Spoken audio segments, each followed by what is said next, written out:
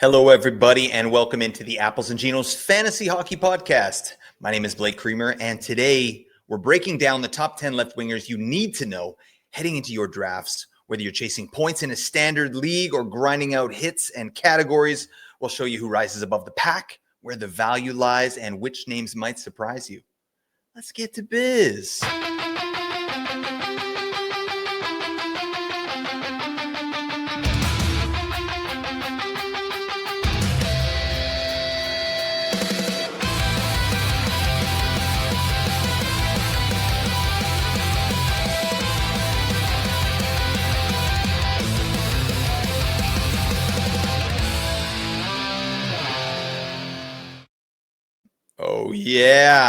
Oh, yeah, folks. My God, the top 10 left wingers. That's what we're here to do today. I am your host, Blake Creamer. Give me a follow over on X/Twitter at Blake Creamer AG. And yeah, this is going to be good. This is going to be the last of our top 10 series here. I feel good about getting this out to you. I've had a lot of fun creating the presentations as well. So definitely get your biscuits over to the Apples and Ginos YouTube and check out some of these visuals. All right. I feel good about myself. All right. And that's good. That's nice for everybody. Anyways, top 10 left wingers. I want to get into that right away.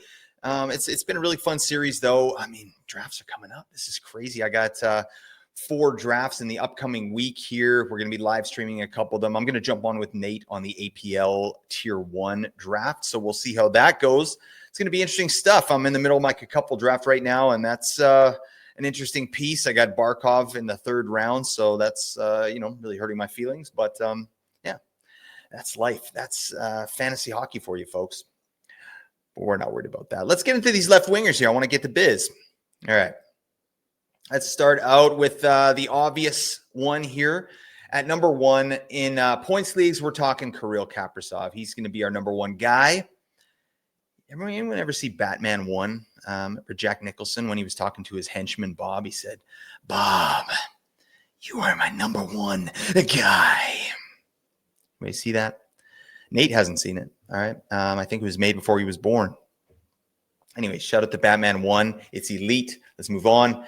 Cap is elite. All right. That's an elite segue. He's basically as elite as they come, and he's well worth, where he's being drafted right now. It's in the 1st round. I think you could argue that Kaprizov is one of the most important players to his team. Guys like Kucherov, Pasta, Werenski, they come to mind as well. But I think Kaprizov is right there with them. He just drives everything. He drives all the offense in Minnesota. I think the Wild made a valiant effort with Kaprizov on the shelf last year, but they did that by playing low-event defensive hockey.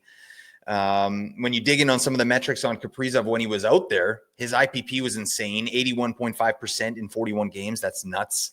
He's a zone entry king as well, right? Not just zone entries either, entering with control, right? Leading to scoring chances. That's something Cap does really well.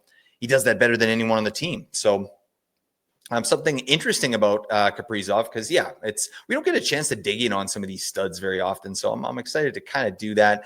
But Cap, he doesn't really generate many shots off the rush. That's kind of an interesting piece there. He's more of a zone, in zone offense kind of player. He likes to get in there, set up. He's not the fastest skater in the world, so he definitely has to rely on his smarts and puck possession. But he had a great season last year. There's no question there. Hart Trophy pace, right? Before his season was derailed with lower body injury that sidelined him for 40 of the team's last 43 games. That stinks. But yeah, he had 56 points in 41 games, which is good for a 112-point pace. Really nice. And he was able to come back and be quite effective for the Wild in the playoffs as well. He had 9 points in the 6 games there before they were eliminated. It's a great sign, really, for what we might expect for this upcoming year. In Minnesota, Coach Jay Hines, he plays the poop out of Cap, okay? His time on ice is among the league leaders for forwards. He had 22, 28 on the year. That's awesome. 23 in the playoffs. And again, digging in on more metrics here for Cap, we can see that at 5-on-5, his shots on goal per 60, they were down a little bit, as was his on-ice shooting percentage. So I think both of those have a little bit of headroom to regress positively. And then there's what he was able to do on the power play. His efficiency fell way off with the man advantage last year. He shot under 10% for the first time in his career. And just for reference, his first 4 seasons, he shot 21.6%, 19.4%, 19.1%, and 20.2%. on the power play, right? And then last season, 9.5%. One of these things is not like the other, right? Yeah, I think that it's pretty safe to say he'll probably score a few more power play goals this upcoming year. I just expect him to get the biz with the man advantage. On a shooting percentage on the power play fell as well, which makes sense. But yeah, we've got a nice projection for Cap here. We projected him for 34 power play points, but he has more room to get more. He got 41 power play points just one season ago, and that's in his bag there. So either way, I'm excited for a full season of Kaprizov. I think Boldy takes another minor step. We've talked about Rossi as a player of interest. Zeev Buium could be a factor. Like the Wild, they're looking good. They're finally out of cap hell. I think we're going to see what they can actually do.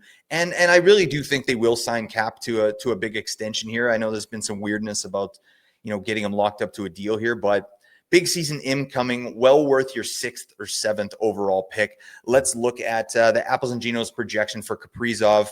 We got him for 50 goals, 50 big ones. Pretty nice. 60 assists, 110 points, 303 shots on goal. That's elite. 44 hits. That's fine. 37 blocks and 34 power play points. Like I said, I think there's some more room with the man advantage for Cap. Get him in your life. I don't know if I'm going to be able to get him this year.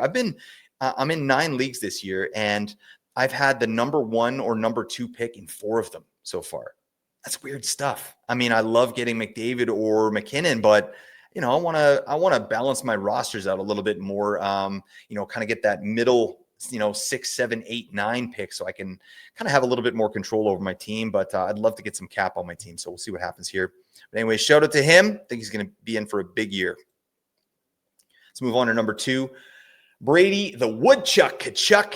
He's the ultimate chucker. He does that. Brady Tkachuk at number 2 in points leagues. That might raise some eyebrows, especially after a down season in 2024-25, where he only paced for 62 points. But it really shouldn't, right? As long as you have any peripheral weighting in your points leagues, he's probably going to be a smash for you, right? I think we know what Brady brings to the table. Massive hits, massive shot numbers, a ton of scoring chances, poor shooting efficiency, and a bunch of PIMs. All right, this guy's a dingus. He's definitely a safe pick, though, to me as a number 2 here, number 2 left winger. I think you're probably getting him at the end of the first round, early second. That's fine, but I don't know. For me personally, I've got him ranked here as number 2, and so did Nate, but I think I don't like leaving points on the board when I'm drafting. I think that Brady's offensive ceiling is probably much lower than the players around him. You are getting the safety and the peripheral floor that he brings, right, with the hits and shots. But if you don't have those statistics there in your league, yeah, he's going to fall down the ranks a little bit because the offense isn't going to be there to the same level as it is with some of these other studs, right? So that said, this guy's an absolute hammer, right, in front of the net. He's a force down low, creates chaos amongst the best of them. And I think he'd probably be right at home playing for his brother's team in Florida there. I think that's kind of a style that would really suit Brady Tkachuk here. He does have yet to find that next level of efficiency. In fact, things trended in the wrong direction last year, the first year under new head coach Travis Green. So something to keep an eye on. Green had the Senators playing kind of an even simpler style of north-south hockey, basically shoot the puck in, crash the net, get the rebound, rinse, repeat. Yeah, I mean, obviously, Green had to do something in shoring up the Senators' defensive issues, right? They were porous. It was terrible. It was obviously a priority, and Green did that, right? He fixed that. But the offense lacked dynamics at time and puck movement, I think. And Brady's on a shooting percentage of 5-on-5 was comically low. It was very bad, 6.6%. For players of his caliber, line 1 players, power play 1 players, that should be somewhere between 9 to 11%. So I expect him to regress positively there as well. That equals more points for him. I do think that Brady Tkachuk has another gear in terms of offense as well. I think, it was well known that he was battling injury after the Four Nations tournament there, and he just wasn't himself for the back half of the season.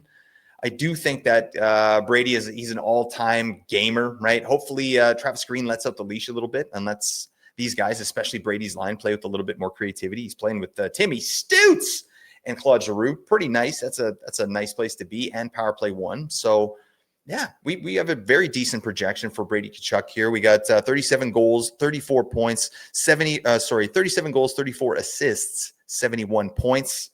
Yeah, It's not too shabby. It maybe is a little light on the points. So he does have some headroom there, but it's based on his efficiency, his ability to put the puck in the net. 343 shots, though. Bang. 268 hits. That's insane. 38 blocks, and then 26 points on the power play. Ottawa does have a good power play. They also get a ton of power play time on ice, right? They draw more penalties than any team in the league. It's crazy. So, yeah, I think that this all said, too, I don't find myself drafting Brady very often, even a little after his ADP. I just feel like I covet offense a little bit more, and I still think he's the right rank here at number 2 in left wingers for the potential of what he can do. Like, I think he does have a potential as like a point per game player with the efficiency there. But yeah, I mean, he's a young captain on the up and up, young up and coming team, real scoring potential here in Ottawa. He's coming off a down season. I expect Brady Tkachuk to come out the gates flying. So yeah, I'm excited about this player. I just don't think I'm going to get him anywhere, but that's my prerogative. All right, let's move on to number 3. We got to talk about the bread man, Artemi Panarin. I love this guy. I love Panarin. I mean, as a player, right? Seems like a kind of a dingus off ice, but yeah, Panarin as a player, I love it. And the Rangers this season too. I'm really interested in a lot of the New York Rangers for a lot of reasons. One being that they played like absolute cheeks last year, right? I think that's the outlier for the Rangers playing as bad as they did. But that is going to give us a little bit of value on some of these Ranger players, Panarin included, just due to recency bias. And then second, the Rangers have an amazing fantasy schedule. They have the 4th most off nights in the league.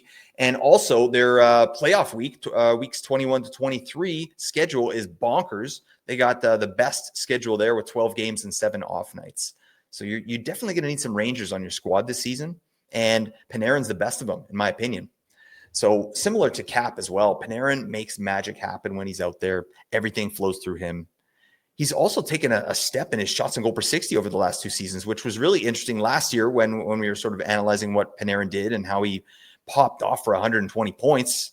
Yeah, it was what was really unique about that season he had just a year ago was that he was shooting at a much higher clip, right, than previous seasons by a huge margin. And that did regress a little bit as expected last year, but last year he still had higher shots on goal per 60 than his career averages. So it appears to me that he's chosen to be more of a shooter in this offense, more of the guy at the end of passes, and it's been working out. The Rangers played terribly last year, but that was mostly about defense, right? Or lack thereof. Their offense was still pretty decent, especially at even strength, right? Panarin's numbers did fall off a bit at 5-on-5, but that's to be expected to some degree with the team playing as bad as they were. His numbers were still pretty good. I mean, his IPP was still elite in the mid 80s, right? 85%. Shots on goal per 60, individual scoring chances 4 per 60, still the second highest numbers in his last 5 seasons. So that's really nice. The big issue with the Rangers and Panarin last year was obviously the power play. I've talked about this before. They went from a top 5 unit to 28th in conversion. What the hell? That's quite a swing. And Panarin himself went from 44 power play points in 23-24 to just 26 last year. I expect that to rectify itself this upcoming year. And I think the Rangers are going to be a top 10 power play again with the personnel they possess. So yeah, we've got a beefy projection for Panarin. And I think you might even be able to get him in the 3rd round in some spots. And that's criminal, right? This is a 100-point player who just had an off year, right? So looking at his projection here, Apples and Ginos projection, we got him for 38 goals, 61 assists, 99 points. Bang. 241 shots on goal, 21 hits. He's a dancing boy. He doesn't do that. 12 blocks. Thanks for coming out. But 34 power play points, which again, I think he has some room to grow there. Yeah, I mean, the only knock on Panarin here, yeah, periff's non-existent, but you can supplement that at other parts in your draft. Make sure you have some Panarin on your rosters this season. I think he's going to be a part of a lot of winning squads. So there you go. Let's move on to number 4 on our list. Philip Forsberg of the Nashville Predators. Yeah, big fan of Forsberg, obviously. We identified him early on last season as, his big season as a guy that was just going to go bonkers, and he did. Fell off a little bit last year, but, similar to Panarin, really. I mean, he just came off a clunker of a year, and his value's taken a small hit. So that's where we come in and scoop this mustached beauty up. Yeah, digging in on Forsberg here, understandably, he lost a bit of efficiency last season after smashing the season previous with 94 points, but he still looked really good under the hood, and that's really promising stuff. At 5-on-5, his shots on goal per 60, individual scoring chances 4 per 60, right in line with career averages, so nothing crazy there. He did lose some juice on the power play, and, we thought that might happen with Steven Stamkos joining the Preds. Both Forsberg and Stamkos are right-handed. They both play the left flank on the power play, and Forsberg ceded that role to Stamkos. So they had to figure something out. And yeah, he still had 26 power play points, but he had 32 power play points the year previous. So that's a little bit of a haircut there. Everything else was just a bit muted from his massive season, right? It wouldn't take much for him to reach those heights again. And I just don't see Nashville being near as bad as they were last year. I think that head coach Andrew Burnett, he needs to obviously make some adjustments to the roster that he has here. He also needs to lean into his younger players a lot more and give them some run, right? This is not a speedy team. This is a puck possession team, and hopefully we see a little bit more of that this year. Roman Josi, the captain, was missing for a large chunk of the year as well, and that didn't help anybody's offensive production. So it'll be nice to have him back facilitating on the back end. Forsberg also crushes in the periffs, right? He's a hit monster, 151 hits last year, 52 blocks, 281 shots. Dang. Yes, please. That's going to play. So, I think last season is probably what Philip Forsberg's floor looks like. So draft accordingly. I think that he's an easy second rounder for me. He could sneak into first round value with another big season. I think you need to pick him up. Apples and Ginos projection, we got him for 36 goals, 44 assists, 80 points, 285 shots, 144 hits, 46 blocks, and 28 points on the power play. That'll do. Okay, you got to get this guy in your life. One of the best mustaches in the league. That's confirmed. All right. Let's move on to number 5. Got to talk about Jason Robertson of the Dallas Stars. He had a pretty slow start to the 2024-25 campaign, and yeah, it's been reported. I'm sure it was likely due to a lingering foot injury that didn't really allow him to skate and train the way that he normally would. He was slow at the gate, but finished strong for sure. 45 points in the last 40 games. I'd like to see that. There was a time, and I remember this. It was just an episode that Nate and I did. We called it "It's J-Rob's World," and we're just living in it. And he was, it was during that 109-point season that he had. He was an elite chance and shot generator.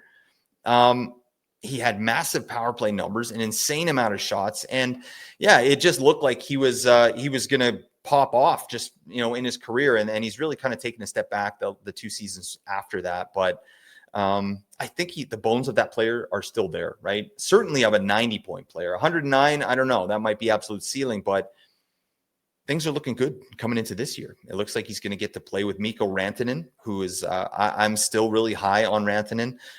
Rupe Hintz maybe as the center there. That's as good a line as there is in the NHL. And, if you listen to this pod, I like Rantanen quite a bit this season. I think that his play style complements Jason Robertson's half-court style of offense. And yeah, Robertson's shot, very tricky. He's great at finding the open spaces, getting that shot off. I think something that Jason Robertson's really going to need this upcoming year is an improvement on his power play performance, right? It leaves a lot to be desired. I think he's going to have a big glow up there. If you listen to the pod, you know that I'm big on the Dallas power play coming up this season here with Glenn Gulletson at the helm. Even though he's not the power play coach, he was the guy who was running Edmonton's power play when they just went bonkers there that year, where McDavid got like 71 power play points. And Dallas power play already, they were generating a ton of chances and shots. They were just really unlucky, right? So I think J-Rob is going to smash the 19 power play points he got last year. And also, I just think there are a lot of ways that Robertson can beat this projection that we have for him and his ADP. And maybe having him over some of the players below may be a little spicy, but I believe in the talent of this player and I expect a better start. I think 90 points is in the wheelhouse for Jason Robertson, and we have seen the ceiling case there with 109 points. But let's look at the projection that we do have for him. 37 goals, 50 assists, 87 points. That's pretty nice stuff. 251 shots, 61 hits, 42 blocks, and 28 power play points. Obviously, we're projecting that power play to go off this year. I really think it's going to happen. We've seen some stuff in the news, which is a little bit frustrating about Harley and Heiskanen both getting chances on the power play. I hate this type of stuff. It really sucks for fantasy. I really hope they put Harley on there. I think they had more success there. Harley might be a better facilitator as well. So hopefully that's what they do. But I do think regardless, J-Rob's gonna pop off at the man advantage. All right. Before we get to number 6, we got to talk about the Apple and Ginos Fantasy Hockey Guide. This is it. This is your time. You've been waiting, thinking about getting it or not. Like, now's the time, all right? Because all your drafts are coming up. This is a great document. We got a ton of information in there. All our player projections, 32 team previews, sleepers, busts, bets if you're interested in that, power play projections, all that stuff. Really good. Just obviously Nate's article here, how to outdraft the smartest player in your league, must read stuff. You got to get your hands on that. So head on over to patreon.com/applesginos. It's a standalone purchase. Get it in your life if you like winning. Okay. All right. Let's move on. Number 6, Winnipeg Jets, Kyle Connor. Connor and the Jets obviously had an amazing season. Connor and the Jets. Elton John song. They had a great season, very efficient season, and everything went right. Besides their playoff run, obviously. And Kyle Connor was part of one of the best lines in hockey with Gabe Vilardi and Mark Scheifele. All three of those players had career highs and played big minutes down the stretch. I think that's one of the things, Connor at 6 might be a little spicy. I think some other people might have him ranked a little higher in this list, and that's fine. Like, there's a tier of players that it's all kind of mishmashed, right? But the minor issue with Kyle Connor to me is that, everything did go right last year, and it doesn't feel good to really bank on that moving forward. Connor was a recipient of a ton of high danger passes, mostly off the stick of Mark Scheifele, but he wasn't necessarily driving the offense on his own, right? He wasn't a passenger, but it did take all three guys going to sort of equal this result, the 97 points that Kyle Connor did get. So that's a lot that has to go right for that to happen again. And I'm not saying that Connor can't do that again or that he isn't a play driver, but he's been more involved in the past in driving play. And this last season, it was mostly Scheifele who was doing that dirty work there. So I think that Nate and I baked in a bit of regression for the Jets and Kyle Connor in particular, myself more than Nate. Before his 97-point season last year, Kyle Connor paced for 77 and then 81. And I think that might be a little closer to the player that Kyle Connor is. I've got him for 85. Nate has him for 90. So we did land on, we've got 90 here in the projection. 38 goals, 52 assists, 90 points. Shots on goal, 263, 19 hits. He doesn't do that. 33 blocks, 27 power play points. Jets had an amazing power play. Will that continue? Like, they lost Nikolai Ehlers, so it's going to be a little bit of a different look there. But yeah, Connor's ADP on Yahoo is 16, and that doesn't feel awesome to me. I feel like there's a little bit more value that can be had there. I'd rather start like a D-run or get a guy like Rasmus Dahlin or someone like that. Maybe grab a guy like the Sex Panther or Mitch Marner, 100-point Mitch Marner. That's kind of my 2 cents there. But Kyle Connor is going to be a great player for your fantasy teams. There's no question there. It's just, I find myself kind of passing him by, at least at that value. So, but that said, I mean, we projected it for 90 points. So, take that for what it's worth. This is a guy that's going to do something obviously for you in fantasy. I'm just mildly concerned that the Jets are going to regress a little bit here. All right, let's move on to our next player. At number 7, it's going to be Jake Guentzel of the Tampa Bay Lightning. Guentzel, he's about as safe a pick as you can make in the late second, early third round. I think he had a very successful first season with the Lightning in terms of production. He went about it a different way than he used to, though, in Pittsburgh, which is interesting. Digging in a little bit, like with the Penguins, he was more involved in setting up the offense, so generating shots and chances. His IPP was in the high 60s or the low 70s, right? So meaning he was in on a lot more of the goals when he was out there. His shots on goal per 60 was much higher when he was in Pittsburgh. And here in Tampa Bay, it's basically the Kucherov show, right? And he's the main play driver. So Guentzel's role is now sort of to find open space and just bury his chances. His IPP dropped from 71% at 5-on-5 in 23-24 to just 56% last year with the Lightning. Points per 60 dropped a bit as well, but I mean, he made up for that with a career high in power play points with 28, right? And I think those power play points for Jake Guentzel are likely here to stay. This is a wagon of a unit here headed by Guentzel, Kucherov, and Braden Point. But yeah, it's just interesting to me that he was less involved in the even strength offense there, right? And kind of had a more defined role where Braden Point and Kucherov were the ones taking care of puck possession and kind of getting into the zone and setting up. So it is also worth noting that Jake Gensel's IPP dropped on the power play as well.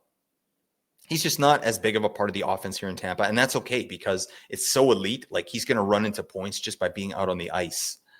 And I think that's one of the reasons why we've got Guentzel down here at 7, right? You know, his hits fell off in a weird way as well last year with Tampa. He only had 28.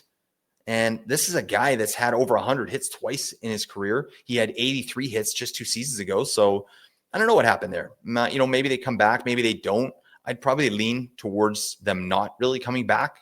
He obviously has a defined role here with this team, and it's working really well. I don't see a reason for him to change his style now. That all said, I would definitely draft Jake Guentzel with confidence because what you see is likely what you're going to get, and he's landed in a great spot here for fantasy. We got a nice projection for him here as well. 40 goals, 44 assists, 84 points for Jake Guentzel, 236 shots, 37 hits, 47 blocks, and 29 points on the power play. He's getting the biz. Jake the Snake Guentzel. I'm here for it. Really good pick. Very safe pick. So let's move on. Number 8, we got to talk about Matt Boldy. Obviously, you know, I have Boldy here as a left winger. I should say this. But I know he does play right wing when he plays with Kaprizov. So we had to fit him in somewhere. I chose left wing. So, you know, I could fit him into right wingers there as well. But yeah, I'm not convinced that he does spend the whole season with Cap. I think that he's going to have pockets of time with Rossi and maybe Tarasenko and Hartman on the right side as well, or some other iteration. So either way, we love Boldy over here. He did score a career-high 73 points last year, which is really nice, but he had a career-worst shooting percentage. He's a chucker. He's chucking pucks with the best of them. But obviously, Cap was out for a while. Boldy had to do it himself. He didn't really get it done, but we do see the potential here, and that's why we rate him so highly. Obviously, I think we have a pretty conservative projection for Boldy here as well that I think he could easily outpace. And the reason he's higher than, you know, the other couple people here on this list is the shots that he brings, right? Insane shot count and an underrated source of blocks as well. Boldy had 69 blocks last season out of nowhere. Nice. And it appears that that's probably part of his game moving forward. So I think he's going to have a lot of value in formats like the Keeping Karlsson League or the APL, right? Where blocks carry a decent weighting. Boldy he's only 24, right? He's heading into prime time. And I think this is a 90-point player. If he can start to bury some of his chances, lots to love about this guy, though. He's going to get buku minutes, hopefully with Kaprizov and the full power play 1 treatment. Expect big things for Boldy. I do. And I kept him as one of my keepers in the league here. But yeah, if you're going to try and draft Boldy, I think you're going to have to pay up to get him. Apples and Ginos projection for him, 35 goals, 44 assists for 79 points. Pretty nice, right? But again, I think he can smash that with a little bit more efficiency. 280 shots, 49 hits, 60 blocks, and 25 points on the power play. I think those power play points have some room to grow as well, especially if Cap gets cooking. So I love Matt Boldy. I think you got to get him on your rosters here. Like I said, I think you're just going to have to pay kind of a premium price for him, which, yeah, is all right. I'm happy to have Boldy on my team. Let's move on to number 9. We're looking at Clayton Keller of the Utah Mammoth. Yes, sir. Keller is such a fun player, a really exciting up-and-comer. He had a massive season last year, too. 90 points in 81 games. Huge numbers on the power play. He was tied for 4th in the league with 37 power play points. That's nuts. But, I mean, it was unexpected. I'll say that. But Utah does have a lot of weapons with the man advantage. They did finish 10th overall in conversion last year. And going into this year, they got an insane top 6 over there. They got, Keller is going to run it back with Nick Schmaltz and Barrett Hayton as kind of the 1A line. And then the 1B line is Logan Cooley at center with Dylan Guenther and JJ Peterka. What the hell? That's crazy. And then digging in on some of the micro stats with Clayton Keller, they jump off the page. This guy he's doing it all. He's the main contributor for this offense, or he was last year. Generates shots and chances for himself, but also shows out in chance assists and shot assists. He's a great rush player. Zone entries are elite as well, right? All the things I want to see. when I'm looking under the hood, and this guy's got him. Plus, he gets a ton of deployment, right? None of those things should change going into this upcoming season. Yeah, Clayton Keller does not hit. He does not block, so bake that into your player evaluation. But I do expect big power play numbers again, a bunch of assists. And for reference, I did pick up Clayton Keller with my second-round pick in the Keeping Karlsson League. Granted, I had it's a 14-teamer. I had first pick, so I had McKinnon, and then I didn't pick again until 28. So I picked Clayton Keller at 28. I felt pretty good about it, right? I feel like this is a guy he's still ascending, right? And I think 90 points, I don't know that he has much more than that. We didn't project him that way, but it's in the wheelhouse. I think he's got like a 95 kind of point ceiling here, and I'm here for it. I think this team is really exciting. Utah also has a great fantasy schedule as well, I should say. Second in the league in off nights. So you're definitely going to want to get some mammoth on your squads. Keller's the best of them. And I'm pretty damn stoked on Dylan Guenther as well this season. I might have to reach and make sure I lock that man down. But let's look at Clayton Keller's projection here for Apples and Ginos. 33 goals, 53 assists for 86 points. Really nice stuff. 226 shots, 16 hits. Okay. 32 blocks and 30 points on the power play. Pretty damn nice. I'm excited. I think that Utah's going to surprise a lot of people this year. I think they're probably a playoff team. Let's move on and finish up the list. Number 10, we got Brandon the Bagel Hagel. And Hagel, yeah, I just couldn't keep him off this list, right? He's a guy I've had in my Players of Interest series last season, I think, in the offseason, just due to some of the underlying micro stats that he has. And boy, did he deliver. Like, this season was nuts. He had a crazy efficient season, 90 points in 82 games, with only 11 of those coming on the power play.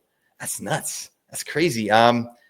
He was fifth, actually, in the league behind Pasta, McKinnon, Kucherov, and Draisaitl. So, and then it was Hagel, right? At points scored at even strength. That's elite. That's what we're talking about here, folks. So, obviously, he and Anthony Cirelli, they were running hot at times throughout the year, but not that hot. I think nothing that's totally unsustainable to me. I looked at the metrics, and across the board, lots of career highs as expected, right? Shots on goal per 60, shooting percentage, IPP, on-ice shooting percentage, all career high numbers at 5-on-5 for Hagel. But nothing absurd, right? Nothing off the wall. I imagine that they probably all regress just a little bit, but not to the point that his production falls off a cliff, right? Our projection has him regressing at 5-on-5 a little bit more and giving him just a touch more on the power play. And that's going to be the interesting piece for Brandon Hagel this year, because right now in preseason, it looks like Oliver Bjorkstrand, the jerk store, he's the guy they're going to run out there on power play one with the big boys, while Hagel is going to stick with the second unit. So I do think that Hagel's going to see more time with the top unit and improve on his 11 power play points that he had last year. Like, that's crazy. He had 90 points with only 11 on the power play. That kind of gets me excited. I like players like this that don't need power play points or production to be valuable for fantasy, because what happens if they do get power play one, right? I think Hagel has a fairly clear pathway to more power play time on ice. And even though he's not going to be a huge part of it, right, as evidenced by his IPP on the power play, he's going to run into a few more points, and that's just icing on the cake, right? Because this guy's he's a great producer at even strength. So he hits and blocks well for a forward as well. Just a super safe pick in your drafts. It's not sexy, right? I've seen Brandon Hagel dropping a little bit in sharper drafts. People are definitely chasing upside around where Hagel is being drafted, but I think that he's a really amazing floor play. He has some upside of his own, but obviously power play is the key to unlocking it. Either way, I love Brandon Hagel this year. He's got dual eligibility. That's really nice. I hope to get him, somewhere at value here on one of my squads. As far as the projection goes, 33 goals, 50 assists for 83 points, 213 shots on goal, 56 hits, 54 blocks, and 15 points on the power play. You love to see it. Shout out to the bagel. What the hell's with everything bagels? I don't know. Am I the minority here where I think that those taste like garbage? And then everything bagel seasoning, that you can get and put on stuff, like, what the hell? This makes no sense. The flavor profiles all over the place. You know what I mean? Anybody with me on this? Just hit me up in the comments. All right.